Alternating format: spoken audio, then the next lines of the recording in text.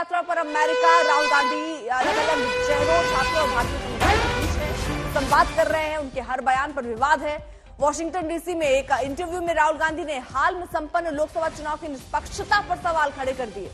राहुल गांधी ने कहा कि अगर निष्पक्ष चुनाव होते तो बीजेपी 246 के करीब भी नहीं पहुंच पाती।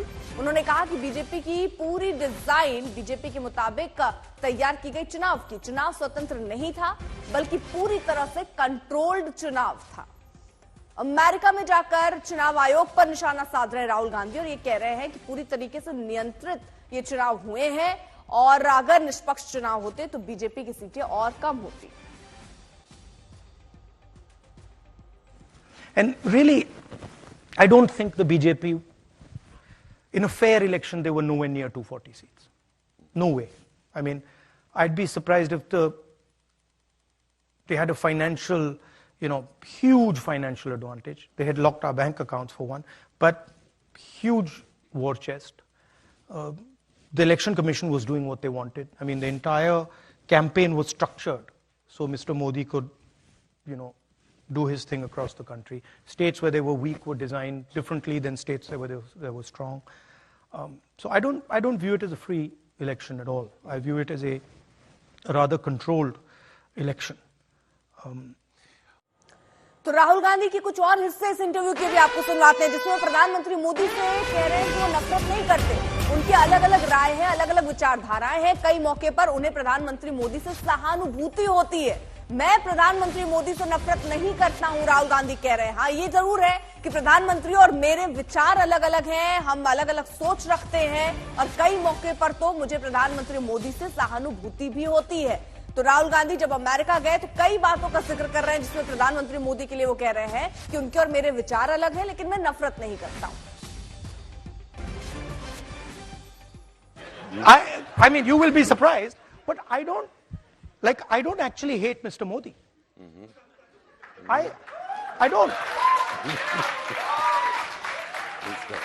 I get up in the morning and okay, he's got a point of view, fine. I don't agree with his point of view, but I don't hate him.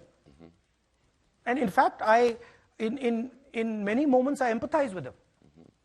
Right? So it's not that I think that he's my enemy and now I hate him and he's got to be, no. He's got a different point of view, I got a different point of view. I have empathy and compassion for what he's doing. तो अब इस पूरे मसले पर राजनीति भी शुरू हो गई। राहुल गांधी के बयान पर सीधे तौर पर निशाने पर गिरिराज सिंह ले रहे हैं।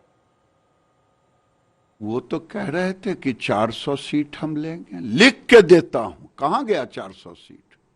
इतना थेथर कोई देश में, इतना थेथर राजनीतिक नहीं मिल रहे। जो तीसरी बार चुनाव में 99 नहीं पार कर पाए, 400 लिख रहे थे हमारी सरकार बनेगी, 300 आना तय है, 300 आना लिख देता हूं। कहां गया? इसलिए इस थेथरोलॉजी का जवाब नहीं हो सकता।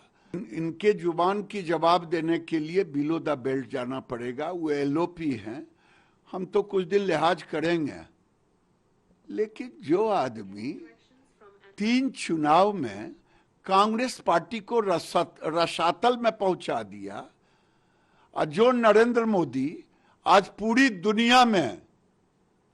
दुनिया पूछ रहा है और तीसरी बार सरकार में आया और उनकी दादी से अधिक वोट लेके आया। दादा, ओबीसी का भी सवाल है क्योंकि सरकार पर लगातार अरे उस राहुल का जवाब देना मूर्खता से बाहर है। देश के बाहर कभी भी नेता प्रतिपक्ष ने देश की छवि खराब करने की कोशिश नहीं की, लेकिन ये ऐसे नेता हैं जो कुंठाग्रस्त हैं। लगातार तीसरी बार पराजय के कारण उनके मन में अंध बीजेपी संघ और मोदी विरोध बैठ गया है और वो विरोध करते करते देश के ही विरोध करने लगे। अगर राहुल गांधी ने कहा है, वो क्या गलत कहा है या सही कहा है? मुद्दा ये होना चाहिए।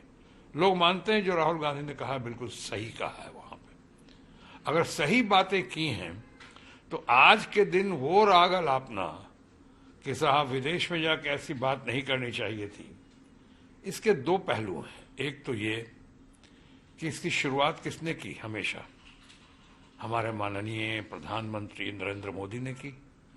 जब गए कांग्रेस के करप्शन के बारे में, देश के गरीबी बदहाली के बारे में, देश को जो 1900 पहले पैदा हुआ था उसको शर्म आती थी भारत में पैदा हुआ, कैसी कैसी बातें उन्होंने नहीं कही माननीय प्रधानमंत्री ने। राहुल गांधी ने तो यूं तो कई चीजें अपने इंटरव्यू में कही, लेकिन राहुल गांधी के सिख वाले बयान पर सबसे ज्यादा विवाद सिखों पर दिए बयान से खड़ा हुआ। उन्होंने अमेरिका में कहा कि भारत में लड़ाई इस बात पर है कि सिखों को पगड़ी बांधने की इजाजत मिले या ना मिले। See, first of all, you have to understand what the fight is about. Fight is not about politics. That is superficial. What is your name? Brother, yeah, with the turban. What is your name? Bhalinder Singh. Bhalinder Singh. The fight is about whether he, as a Sikh, is going to be allowed to wear his turban in India. Or he as a Sikh is going to be allowed to wear a kada in India. Or he as a Sikh is going to be able to go to Gurdwara. That's what the fight is about. And not just for him. For all religions. Fight is also about